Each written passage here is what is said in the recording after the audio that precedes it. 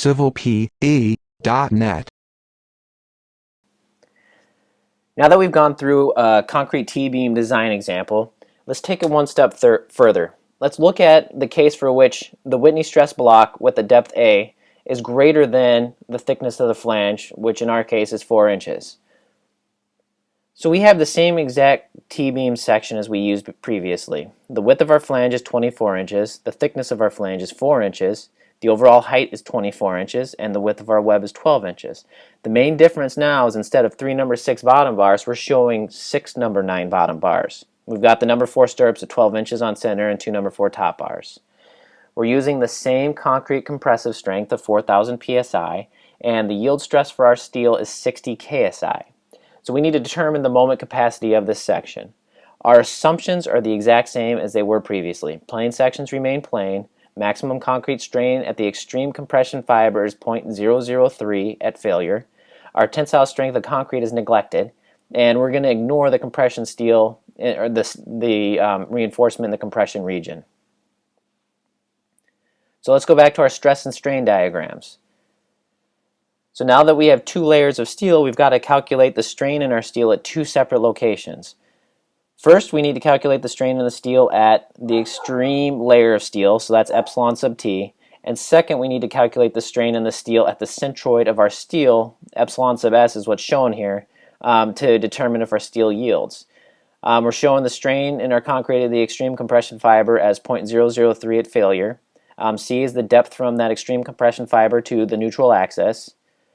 D is the depth from the extreme compression fiber to the centroid of our group of longitudinal reinforcement. And D sub T is the depth from the extreme compression fiber to the center of our extreme layer of steel. Next, we've got the stress diagram. You'll notice it's slightly different than the previous stress diagrams we had. First, we've got the tensile force down here, and that's at depth D from the extreme compression fiber. Next, we're showing A, the depth of the compression region, as being a little bit greater than the thickness of the flange. Now, I've resolved this compression compressive stress into 2 compressive forces, C sub web and C sub flange. Why is that? Well, now we're not going to have a nice rectangular section to work with, so I wanted to simplify things a little bit by breaking up this area into 2 rectangles. So I'm going to represent the C sub flange as the compressive force from the concrete stress over this area. And C sub web is going to be the compressive force from the concrete stress over this, from the compressive stress over this area down here.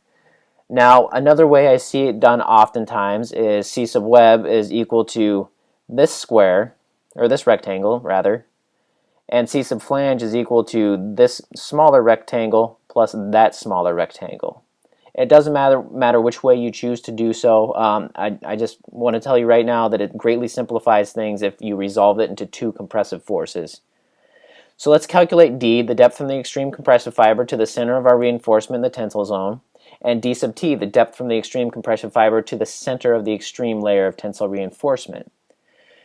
So as we did before, D is equal to our overall height of our section minus the clear spacing minus the diameter of our stirrup minus the diameter of our bottom layer of steel minus 1/2 of this gap, which per ACI is 1 inch, so minus 1 inch over 2.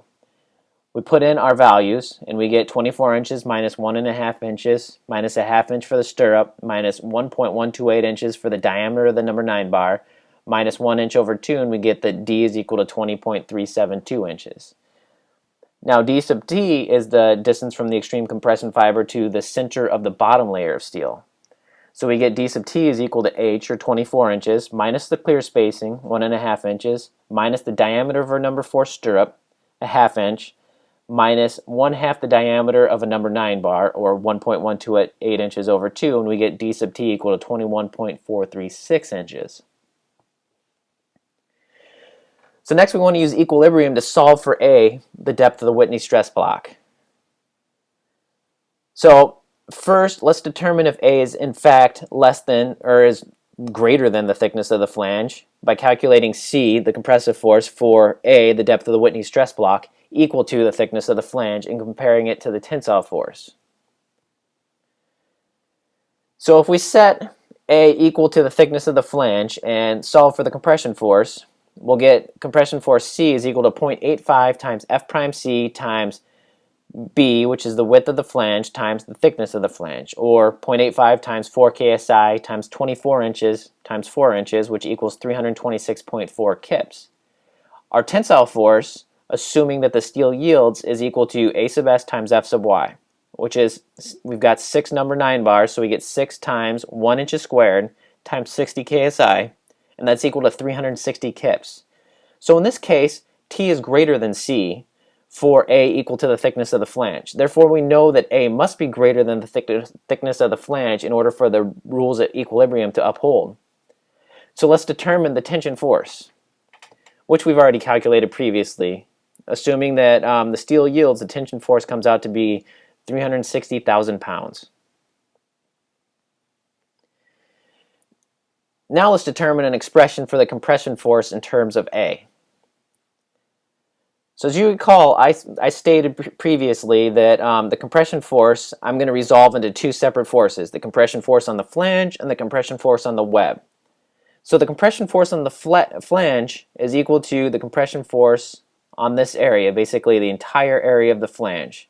It's equal to 0.85 times F prime C times the width of the flange times the thickness of the flange. Calculate that out and you get 326,400 pounds. Now the compression force on the web is equal to 0.85 times F prime C times the width of the web now times A minus the thickness of the flange, because we've already accounted for this area in our compression force for the flange. So in our compression force of the web, we want to make sure not to double count that. So if we put everything in, we get that our compression force in our web is equal to 0.85 times 4,000 psi times the width of the web, which is 12 inches, times, in parentheses, A minus 4 inches. So if you simplify that, you'll get the compression force in the web is equal to 40,800 pounds per inch times A minus 163,200 pounds. So now let's add those two together and we'll get the total compression force is equal to 163,200 pounds plus 40,800 pounds per inch times A. Now let's finally set that C equal to T, that compression force equal to the tension force, and solve for the depth of that Whitney stress block. So if you calculate it out, you'll get the depth of that stress block is equal to 4.82 inches, and in fact that is greater than the thickness of the flange, so all of our calculations are correct. So now that we know that depth of the stress block, we can calculate C, the depth of the neutral axis. First we need to calculate beta once again. Per ACI, beta for F prime C is equal to 4,000 psi, comes out to be 0.85. Using that, we'll solve for C, and we get C is equal to 5.67 inches. So now that we have C, we can calculate the strain in the extreme tensile steel using similar triangles to determine if this section is tension controlled.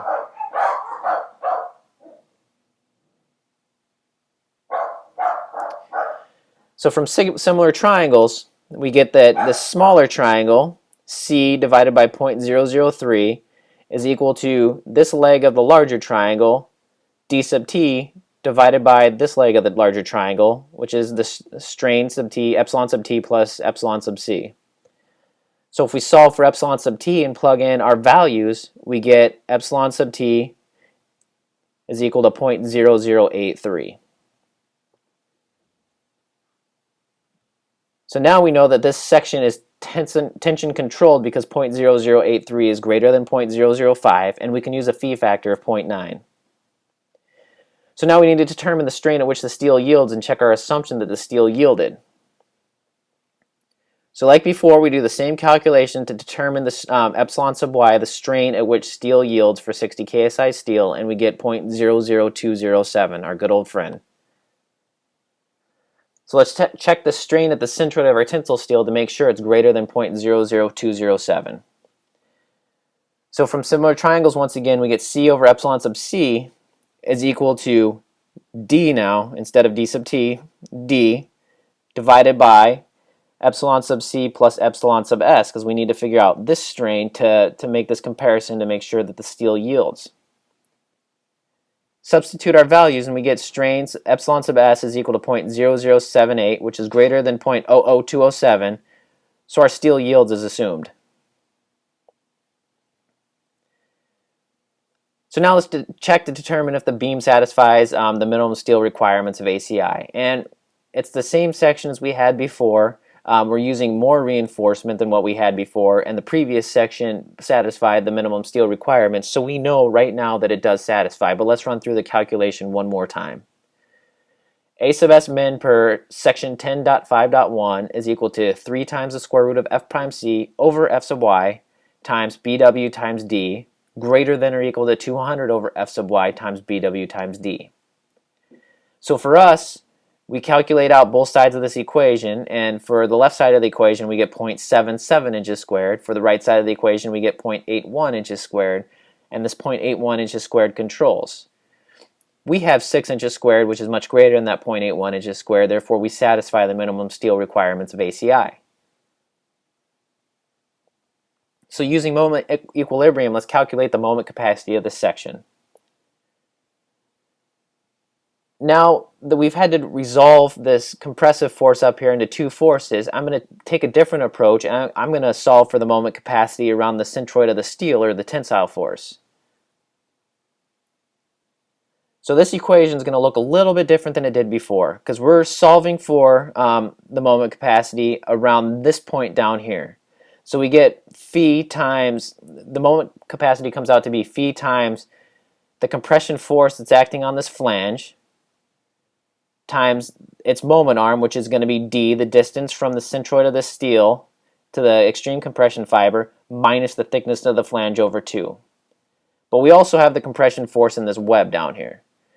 So the moment from that's going to be the compression force in the web times d minus the thickness of the flange minus 1/2 of this distance, and this distance is a minus thickness of the flange. So it turns out to be d minus thickness of the flange minus a minus the thickness of the flange divided by 2. So basically gives us the moment arm to that location, that distance. Phi is equal to 0.9, as we discovered before. The compression force in the flange is equal to 326.4 kips, which we previously calculated. The compression force in the web is equal to 40,800 pounds times A minus 163,200 pounds, which comes out to be 33.5 kips. Using that, we can solve for phi mn, the moment capacity of our section. Phi mn is going to equal 0.9 times this entire expression, which is 326.4 kips times 20.372 inches minus 4 inches over 2, plus 33.5 kips, which is the compression force in the web, times 20.372 inches minus 4 inches minus this little expression, 4.82 inches minus 4 inches over 2. So that gives us this moment arm from that point to the center of the steel. You solve that and you come out with a moment capacity of 5,878 kip inches, which equals 490 kip feet. So as you can see, once you find out that A is greater than the thickness of the flange, it complicates our calculation a little bit, because we can no longer use the same calculation we did with a rectangular beam. Now we have to resolve the compression force into two separate forces, and it makes our moment arm calculation a little bit different, and our overall moment capacity a little bit different. Moment capacity calculation a little bit different, excuse me. So for questions or comments, send me an email at info@civilpe.net. Check us out on the web for more videos and more tutorials at www.civilpe.net.